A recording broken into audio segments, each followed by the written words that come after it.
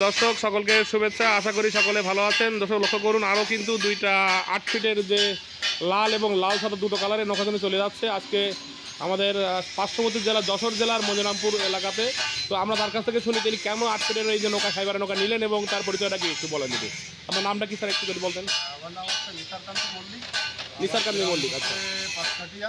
পাঁচকাঠিয়া। হ্যাঁ, আমাদের এলাকায় আসলে তো বন্যা, প্রচুর বন্যা, মানুষের ঘরে বাড়িতে উঠানে জল, তারপরে রাস্তাঘাটে প্রচুর জল, যে কারণে আমার চলাচলের জন্য এই নৌকাটাই ব্যবহার করতে হচ্ছে। কাঠের নৌকার থেকে অনেক ভালো, অনেক গুণগত মান ভালো, আর এটা আপনার পানিতেও নষ্ট হয় না বা রোদেও নষ্ট হয় না, যে কারণে আমি এটা পছন্দ করে নিই।